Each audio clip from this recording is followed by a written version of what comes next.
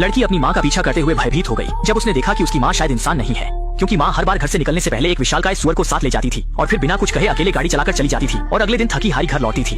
लेकिन अजीब बात यह थी कि वह सुअर भी गायब हो जाता था। बाद में माँ चुपके से खून से सनी कोट को साफ करती थी और माँ की ये सारी अजीब हरकतें छुपकर देख रही छोटी मई की नजरों से बच नहीं पाई। वह जानने के लिए बेताब थी कि माँ आखिर कौन सा गुप्त रहस्य छुपा रही है।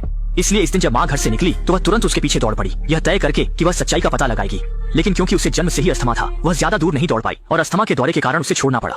समय के साथ छोटी मई के मन में संदेह और बढ़ता गया। उस दिन वह अपने मन की जिज्ञासा को आखिरकार दबा नहीं पाई, तो जब उसकी माँ बर्तन धो रही थी, उसने कोशिश करते हुए माँ से पूछा कि वह सुअर को लेकर कहाँ जाती है। यह सुनते ही माँ का चेहरा तुरंत बदल गया और उसने चाय का कप कसकर पकड़ लिया। देखते ही माँ सच बताने को तैयार नहीं हुई तो छोटी मई ने फिर से पूछना शुरू किया, लेकिन अगले ही पल माँ ने चाय का कप जमीन पर फेंक दिया और छोटी मई को चेतावनी दी कि वह ज्यादा बात न करे। मजबूरी में छोटी मई गुस्से में वहाँ से चली गई, लेकिन माँ जितना छुपाने की कोशिश करती, छोटी मई उतनी ही जिज्ञासु हो जाती कि आखिर इस सब के पीछे क्या सच्चाई है। उसे पूरा यकीन था कि उसकी माँ आज जरूर कोई बड़ा रहस्य छुपा रही है। इस दिन जब माँ हमेशा की तरह बाहर गई तो छोटी मई तेजी से पहाड़ी की चोटी पर दौड़ गई। उसे एक अजीब बात पता चली कि माँ शहर में सुअर बेचने नहीं गई थी, बल्कि जंगल की ओर तेजी से जा रही थी। लगता है माँ के पास सच में कोई गुप्त रहस्य है। लेकिन ठीक उसी समय उसके दादा अचानक उसके पीछे आ गए और छोटी मई को चेतावनी दी कि वह ज्यादा दखल न दे और अंधेरा होने से पहले घर में ही रहे, बिल्कुल भी घर से बाहर कदम न रखना। छोटी मई मजबूरी में घर लौट आई, लेकिन उसे बिल्कुल भी उम्मीद नहीं थी कि इस दिन माँ अपने 6 महीने से गायब पिता को वापस ले आई। और उसे और भी डरावना लगा जब उसने देखा कि उसके पिता के शरीर पर घाव थे और उनका चेहरा बहुत खराब था।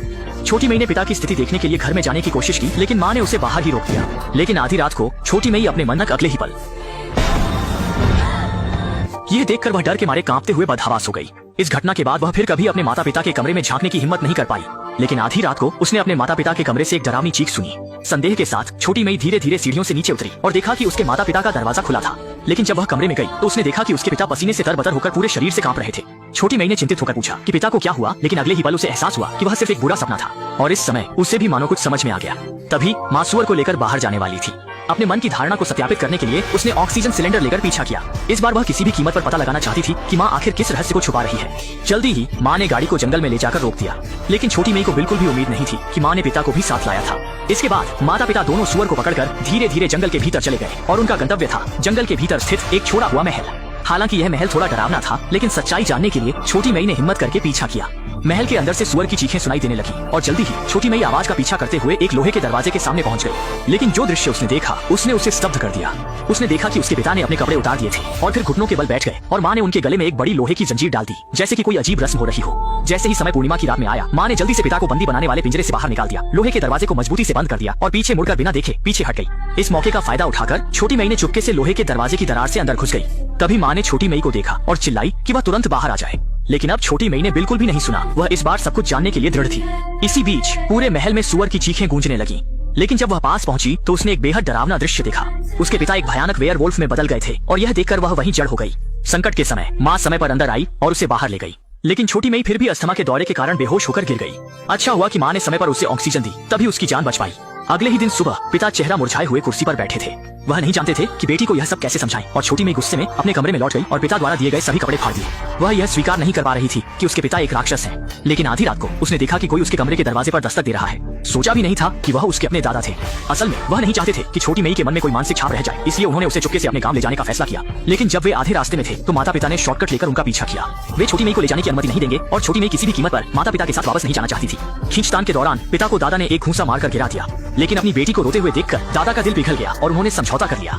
इस तरह छोटी मई को फिर से माता पिता के पास ले जाया गया और पिता ने छोटी मई के संदेह को दूर करने के लिए उसे उस रात के महल में ले गए और फिर उसे परिवार के उस अज्ञात रहस्य के बारे में बताया। असल में उनके परिवार पर एक श्राप था और जैसे ही परिवार के सदस्य वयस्क होते हैं, पूर्णिमा की रात को वे वेयरवुल्फ में बदल जाते हैं और जब वह वेयरवुल्फ में बदल जाता है तो खून का प्यासा और हिंसक हो जाता है। छोटी मई को चोट न पहुंचे इसलिए वे इतनी दूर दराज से महल तक आते थे, क्योंकि हर बार वेयरवुल्फ बनने पर वह जीवित प्राणी को खाने की इच्छा करता था, इसलिए माँ एक सुअर लाती थी।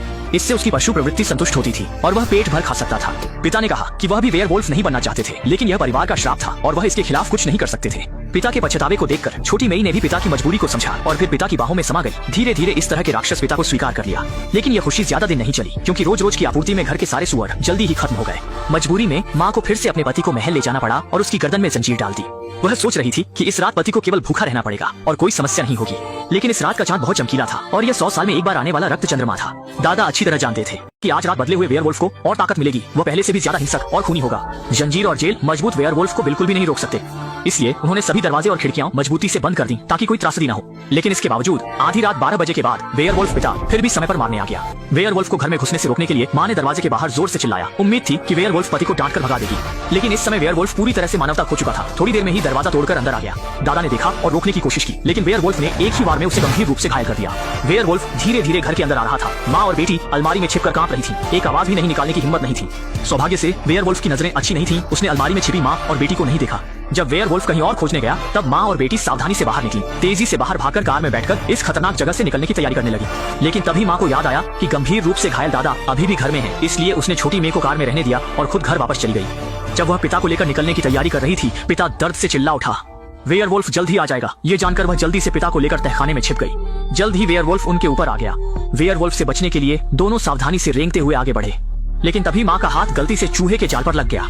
आवाज सुनकर वेयरवुल्फ ने फर्श पर हमला कर दिया। सौभाग्य से फर्श काफी मजबूत था। वेयरवुल्फ तुरंत नीचे नहीं आ सका। इस मौके का फायदा उठाकर दोनों भाग निकले। जब वे तहखाने के बाहर पहुंचे, कार में बैठी छोटी मेये ने तेजी से एक्सेलरेटर दबाया, जिससे लोहे की ग्रिल टूट गई। दोनों इस तरह सुरक्षित बचकर बाहर निकल आए। लेकिन जब वे जाने की तैयारी कर रहे थे, महत्वपूर्ण समय पर कार ने धोखा दे दिया। किसी भी तरह से स्टार्ट नहीं हो रही थी। देखते ही देखते वेयरवुल्फ तुरंत ही करीब पहुंचने वाला था। दादा ने माँ और बेटी को जल्दी भागने का इशारा किया, जबकि वे खुद वहीं रहकर वेयरवुल्फ को रोकने लगे। हालांकि दोनों का मन बहुत दुखी था, लेकिन वेयरवुल्फ की क्रूरता को समझते हुए वे दादा को छोड़कर भागने के लिए मजबूर थे। कितनी दूर चले गए, माँ और बेटी ने सोचा कि अब वे सुरक्षित हैं, लेकिन यह उनकी गलतफहमी थी। बहुत जल्दी भूखा वेयरवुल्फ उनका पीछा करते हुए आ गया। वेयरवुल्फ पति को हत्या करने से रोकने के लिए माँ ने जल्दी से आगे बढ़कर उसे शांत करने की कोशिश की। उम्मीद थी कि वह शब्दों से पति के अंदर की मानवता को जागृत कर सके, लेकिन उसने श्राप की ताकत को कम समझा। अगले ही पल वेयरवुल्फ ने उस पर हमला कर दिया। माँ को खतरे में देखकर छोटी मेये ने जल्दी से अपना ऑक्सीजन सिलेंडर उठाया, जमीन पर टूटे हुए तेल के दीपक की ओर निशाना साधा, ऑक्सीजन टैंक का वाल्व घुमा दिया।